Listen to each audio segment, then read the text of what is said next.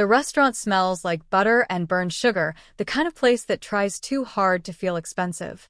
Warm yellow lights hang low over the table, glowing against polished wood and too many wine glasses. Someone laughs too loudly to my left. Silverware clinks.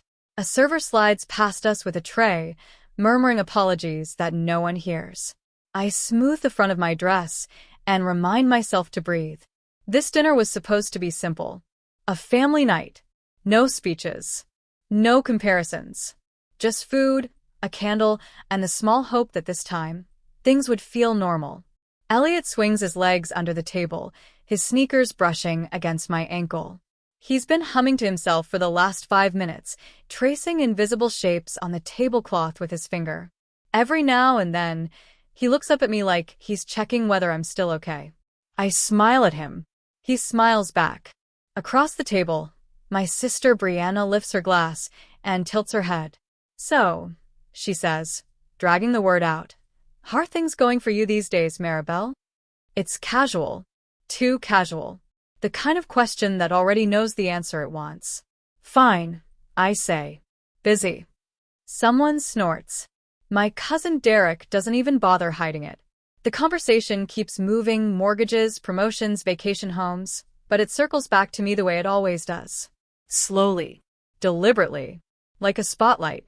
My uncle asks if I've thought about moving somewhere cheaper. Brianna mentions a coworker who downsized after making poor choices. Derek jokes about how expensive kids are, glancing at Elliot like he's a receipt. I keep my voice even. Calm. Polite. When the server comes to refill our water, Brianna leans forward. "I mean," she says, lowering her voice just enough to sound concerned, "you've got to be careful, right? Especially if you're, tight." I feel every pair of eyes turn toward me. I hadn't planned to say it. It just slips out quiet and factual like a weather report. I've got about $2,300 left right now. For half a second, there's silence. Then laughter. Not all at once. Not cruelly loud. Just enough to sting. "Wait, what?" Derek says, blinking. "You're serious?" Brianna laughs into her napkin. "Oh my God. I thought you were joking." My uncle leans back in his chair, shaking his head. That's it. The word it lands hard. Elliot stops humming. I shrug, forcing a small smile. "It's temporary." "Maribel," Brianna says, still smiling, "that's basically nothing." "Yeah," Derek adds, grinning. "That's like one emergency." Someone mutters, "Wow." Someone else says, "That's rough."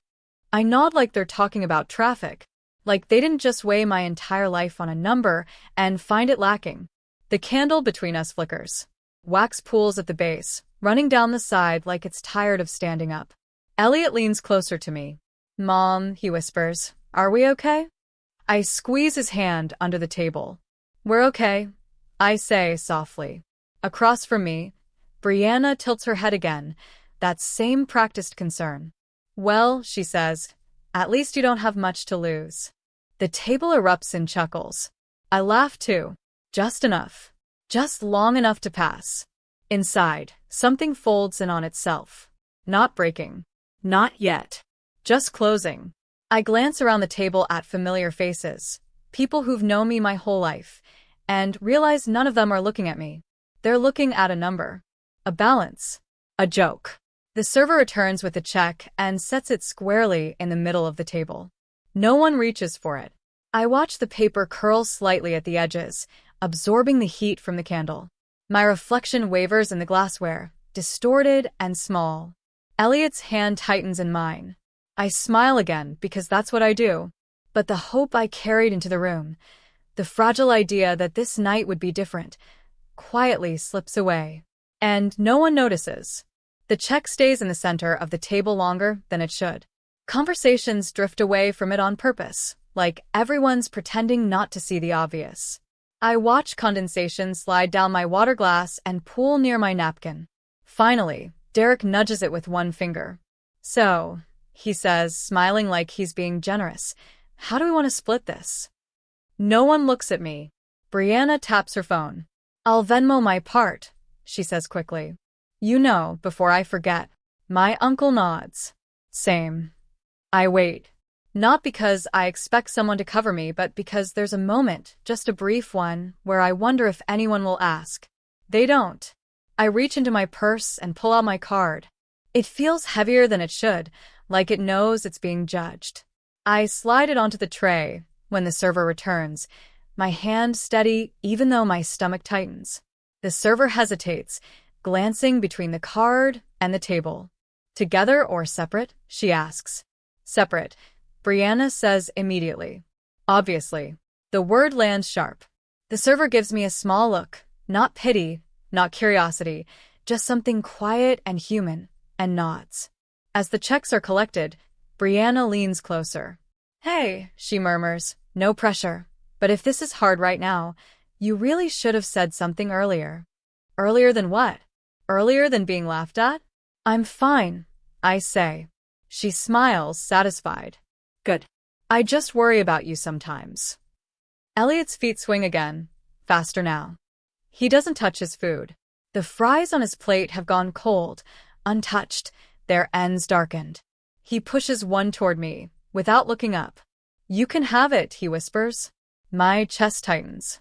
I shake my head and slide it back. Eat, I tell him softly. When the server returns, she sets my receipt down last. The total looks larger than it should, bolded at the bottom like an accusation. I sign without hesitating, even though I feel the number subtracting itself in my head. $2,300 becomes less. Derek stands and stretches. Well, he says, this was enlightening. Brianna laughs. We should do this again sometime. Maybe when things are, better. I gather Elliot's jacket and help him into it. No one offers to walk us out. No one asks if we got home safe. Outside, the air is colder than I expect. The parking lot lights buzz faintly overhead, casting everything in a dull orange glow. My breath fogs in front of me as I unlock the car. Elliot climbs into the back seat and buckles himself in. He's quiet now, staring out the window. Mom, he says as I start the engine. Yeah. Did we do something wrong? The question hits harder than the laughter did. No, I say quickly. Of course not. Then why were they laughing? I grip the steering wheel a little tighter. Sometimes, I say slowly, people laugh when they're uncomfortable. He considers that. They didn't look uncomfortable. I don't answer right away. I pull out of the lot and let the silence stretch, broken only by the sound of tires on pavement. At a red light, my phone buzzes. A text from Brianna. Don't take tonight personally. You're just overreacting. We're family. I stare at the screen until the light turns green. Family. The word feels heavy, worn thin from overuse. Like a label slapped onto something that doesn't quite fit anymore. I put the phone face down in the cup holder and drive. When we get home, Elliot goes straight to his room without saying goodnight. I stand in the kitchen, still wearing my coat, listening to the hum of the refrigerator. On the counter, my purse lies open. I pull the receipt out and smooth it flat. The number at the bottom hasn't changed, but something else has. I fold the paper carefully once, twice, until it's small enough to disappear into my pocket. Outside, a car door slams. Somewhere down the block, a door closes softly. Inside my house, the quiet settles in. And for the first time that night, I let myself feel how much I've lost.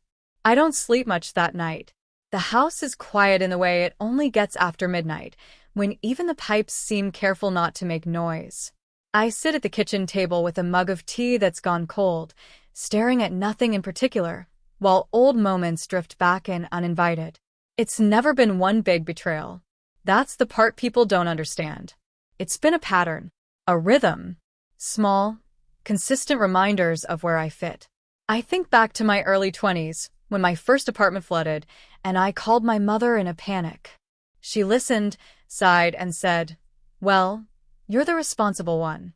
You'll figure it out." Then she asked if I could help Brianna cover a shortfall on her car payment because she's under a lot of stress right now. I paid both. At Christmas a few years later, Derek joked about how I always brought the practical gifts. Socks, books, gift cards. Maribel doesn't believe in fun, he'd said, laughing. What he didn't say was that I'd spent the week before Christmas covering an emergency utility bill for my uncle, quietly transferring money so his heat wouldn't get shut off. No one mentioned that part. There were always numbers attached to my love. 300 here, 600 there. Never so much that it sounded dramatic. Just enough to be forgettable. Just enough to add up. Whenever I hesitated, the language was gentle but precise. You don't have kids yet. You're better with money than we are. You're not struggling like the rest of us.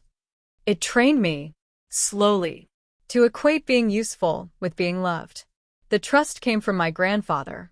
He wasn't a loud man. He didn't lecture. He just watched. He noticed how money flowed in our family, who gave, who took, who never seemed to be asked twice.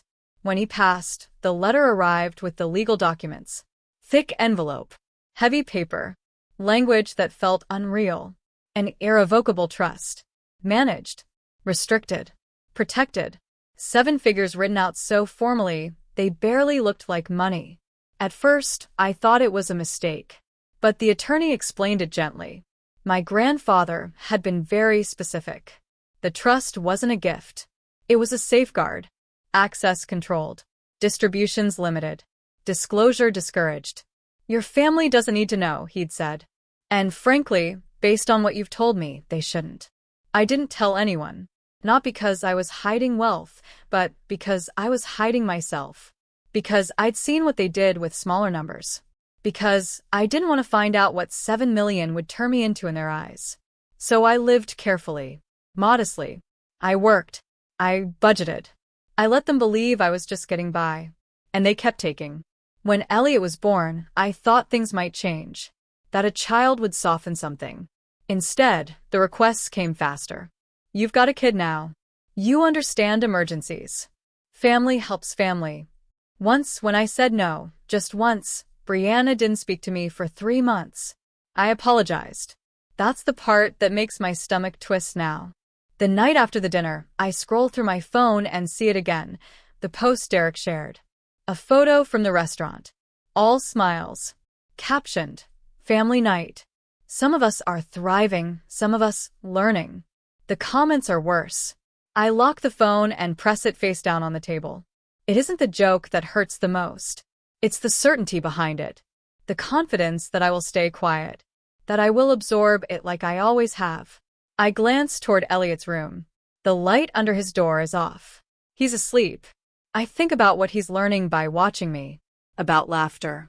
About money. About silence. On the counter, my laptop sits where I left it earlier. I open it, not to work, but to something I haven't looked at in months. The trust portal loads slowly. I don't click anything yet. I just stare at the screen, at the numbers that have never felt like mine, and realize something with a clarity that makes my chest ache. They don't see me as struggling. They see me as available. And if I don't change that, nothing else will. 3 days pass. Not quietly, just without anything exploding. That almost feels worse. Like the air before a storm when everything looks normal, but your body knows better. I go to work. I pack Elliot's lunch. I answer emails. I keep my phone face down on my desk, even though it buzzes more than usual. When I finally turn it over during my lunch break, there's 6 missed calls. All from Brianna. There's also a text message, long enough that I have to scroll. Hey, we need to talk. It's kind of urgent. Don't panic, but we're in a situation, and you're the only one who can help right now. My chest tightens automatically, like it's been trained to respond before my brain does. I don't reply. 10 minutes later, another message comes in. Derek messed up the investment paperwork. Long story. Bottom line, we need $6,000 by Friday, or things get really bad. I read it twice. Slowly. $6,000. More than double what I told them I had left. The audacity of it almost makes me laugh. Almost. My hands start to shake just slightly. I close my eyes and feel it move through me. The old reflex. The calculation. The instinct to fix it before it gets uncomfortable. A third message arrives. I know it's a lot, but you always land on your feet. And you don't want this to affect the kids, right? I inhale sharply. There it is. The quiet threat, wrapped in concern. delivered like it's reasonable. When I get home that evening, Elliot is at the kitchen table coloring. He looks up when I walk in, searching my face. "Are you mad?" he asks. "No," I say, too quickly. "Why?" "You're holding your bag really tight." I set it down and force my fingers to relax. He goes back to his coloring, satisfied for now.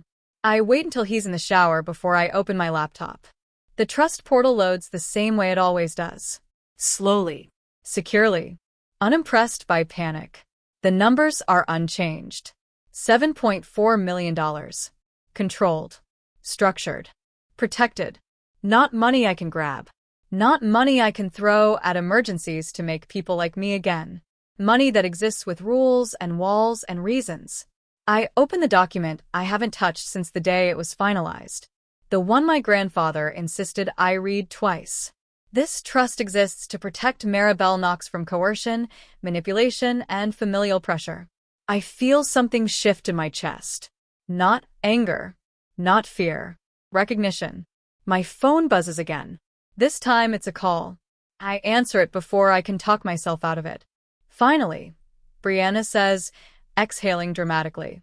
"I was starting to think you were ignoring me. What happens if I say no?"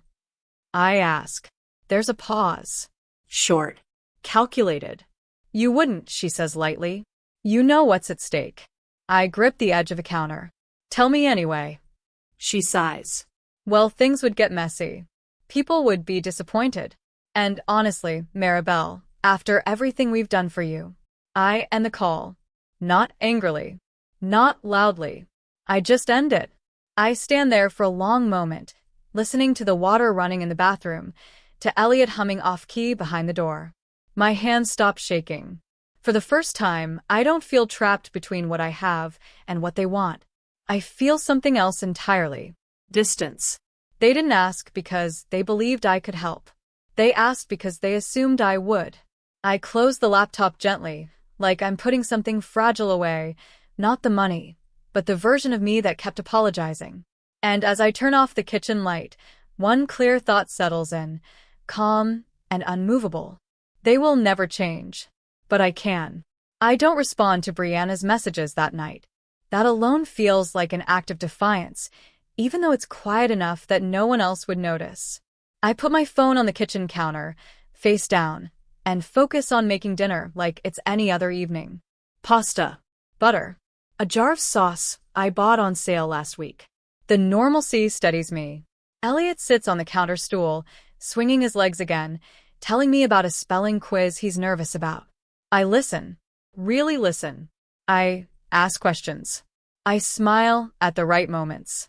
When we sit down to eat, he bows his head dramatically and says, "Thank you for food and for my mom," like he does when he wants to make me laugh. It works. After he goes to bed, I open my laptop again, not with urgency this time, but intention. I log into my bank account first. I look at the number I've been avoiding. $2,143.18. Lower than before. Still real. Then I open the trust portal. I don't move money. I don't request anything. I just read. The rules. The protections. The language my grandfather chose, so carefully. Distributions at the discretion of the trustee. No obligation to disclose assets. Beneficiary retains full authority over personal boundaries. Authority. I close the page and open my email instead. There's a draft waiting. One I started and deleted 3 times already. This time, I write it clean. I can't help with this. I won't be sending money. Please don't ask again. No explanation. No apology. No softening. I read it once. Then twice. My finger hovers over the trackpad. For years, my no came wrapped in reasons. In guilt. In future promises. This one stands on its own. I hit send. The house doesn't collapse. No alarms go off. The world stays exactly the same. I sit there for a moment, waiting for the rush of fear that usually follows. The need to justify. To backpedal. It doesn't come. Instead, I feel lighter. Not relieved. Not happy. Just unburdened. I stand and walk to the living room, where Elliot's backpack lies open on the floor. A worksheet is half sticking out. I pick it up and smooth the crease. Tomorrow morning, I'll help him study. My phone buzzes on the counter. Once. I don't look at it. I pour myself a glass of water and drink it slowly, noticing things I usually rush past: the hum of the refrigerator, the soft tick of the clock, the way the lamp light pools warmly on the rug. This is what quiet feels like when it isn't waiting to be broken. Later, when I finally check my phone, there are 3 missed calls and 1 voicemail. I don't listen to it. I archive the email thread without opening it. It's not avoidance. It's a boundary. Before bed, I lock the small file drawer in my desk, the one that holds paperwork I've always been careful with. The click of the lock is soft, almost ceremonial.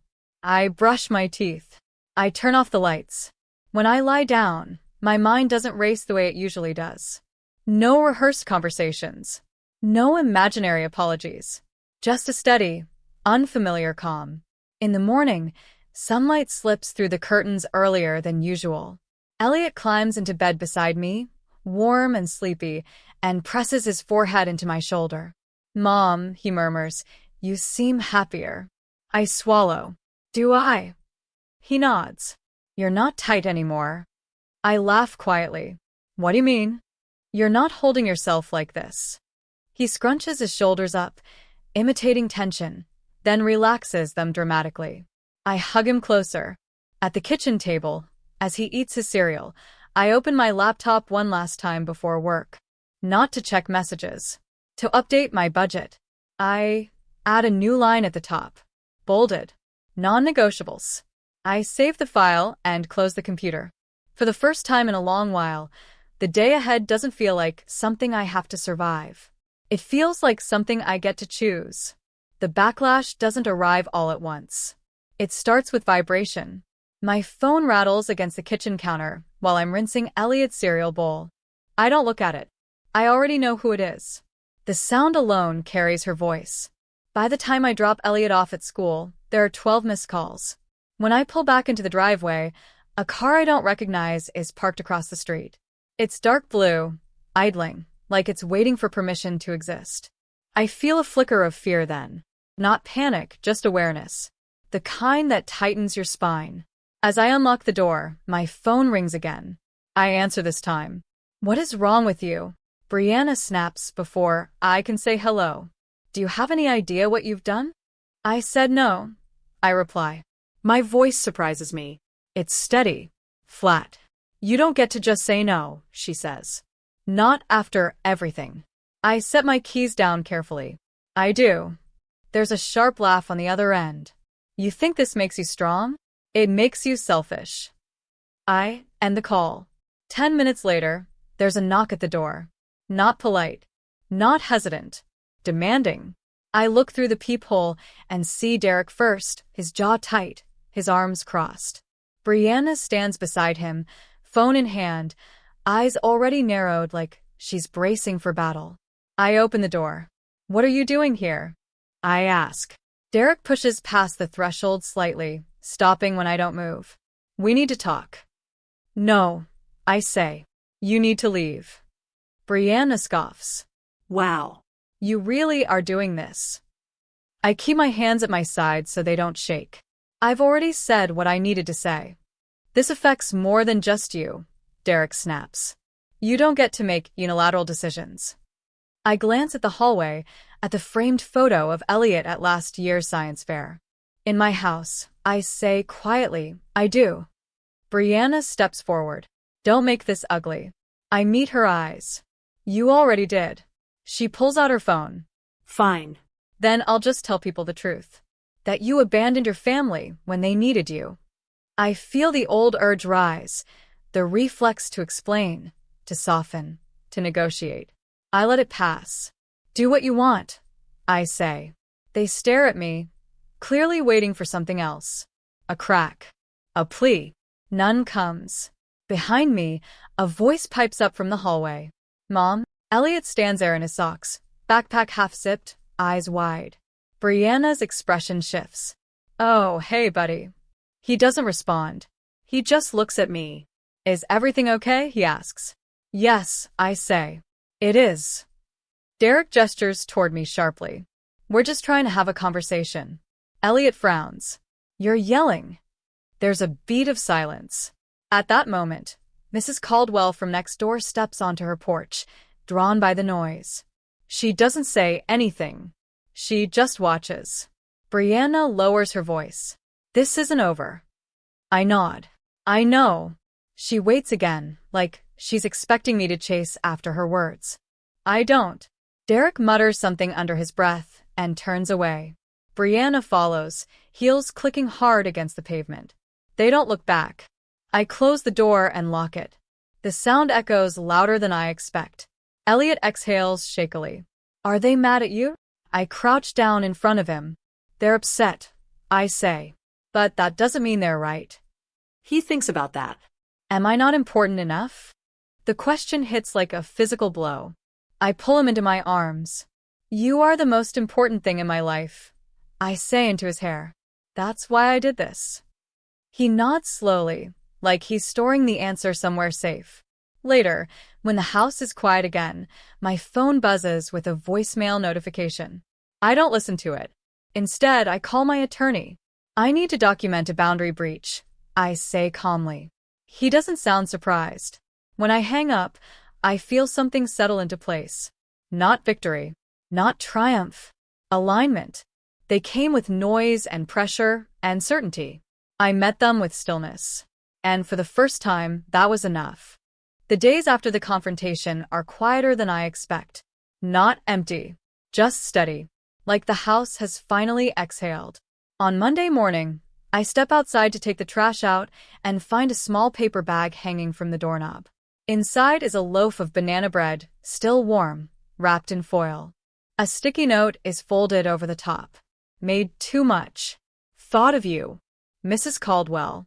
I stand there for a moment longer than necessary, holding the bag like it might disappear if I don't. At work, my supervisor asks if I'm okay. Not in the way people usually ask, glancing at their watch, already moving on, but with her body angled toward me, waiting for a real answer. I am, I say, and realize it's true. During lunch, a coworker I barely know slides a gift card across the table. For Elliot, she says quickly. School fundraiser stuff is expensive. I start a protest, then stop. Thank you, I say instead. At pickup, Elliot runs toward me with a new energy. He chatters the whole drive home about a group project, about a kid who shared markers, about how his teacher said he was a good listener. You seem lighter, I tell him. He grins. You do too. That evening, I open my budgeting spreadsheet again. I don't rush this time. I take my time categorizing, checking, adjusting. I notice something I hadn't before. Even with careful living, I'm not drowning. I pay the bills. I schedule groceries. I leave a small buffer. No one is siphoning from the margins anymore. The realization lands gently, like setting something down after carrying it too long. A week passes without messages from Brianna or Derek. The silence feels intentional now, not punishing. I let it exist without filling it. One afternoon, as I'm unloading groceries, a neighbor I've never spoken to holds the door open. Hey, he says, nodding toward Elliot. Great kid you've got. Thank you, I reply. He doesn't ask anything else. He doesn't expect anything in return. That night, Elliot helps me tape a drawing to the fridge. It's our house, drawn crookedly, with two stick figures holding hands in front. Over the roof, he's written safe in big block letters. My throat tightens. Later, after he's asleep, I sit on the couch with my laptop open, not to work, not to check messages, but to breathe. I think about the difference between the people who showed up when I was useful and the people who show up now. The former needed access. The latter offer presence. My phone buzzes once. A notification from a group chat I muted days ago. I don't open it. Instead, I close the laptop and turn off the lamp. The house feels bigger lately. Not because anything has changed physically, but because nothing feels crowded by expectation anymore. In the quiet, I recognize something I haven't felt in years. Support that doesn't come with instructions. Kindness that doesn't ask for proof. For the first time, I'm not bracing for the next request. I'm simply living. And that feels like enough. Rebuilding doesn't happen all at once. It shows up in small routines, quiet choices that don't look impressive from the outside, but feel monumental on the inside. I start waking up 10 minutes earlier, not because I have to, but because I like the stillness before the day begins. I make coffee slowly. I stand by the window and let the morning light settle on my face. Elliot notices everything. "You're not rushing anymore," he says one morning, spoon paused halfway to his mouth. "I don't need to," I reply. Our evenings change too. We cook together now, simple meals, nothing fancy. He stirs while I season. We laugh when he spills flour on the counter and pretends it's snow. The house smells like garlic and warmth instead of tension. At work, I stop apologizing before I speak. I don't over-explain. When a new project comes up, I say yes because I want to, not because I'm afraid of being overlooked. My supervisor notices. She asks if I've considered a role with more responsibility. I tell her I'll think about it. That answer alone feels like progress. A message comes through one afternoon from an unfamiliar number. I know who it is before I open it. "We should talk. This has gone on long enough." I read it once. Then I set the phone down. Later that night, another message arrives, softer this time. "I don't understand why you're doing this." I type a response and delete it. Then I type another. What I send is short. "I'm doing what I need to do. I wish you well." I don't block the number. I don't engage further. The boundary holds without force. On Saturday, Elliot and I stop by the hardware store and pick out a small can of paint. He chooses the color, soft blue, almost gray. We spend the afternoon repainting his room, music playing low in the background. "This feels like a new house," he says, leaning back to inspect our work. "It kind of is," I tell him.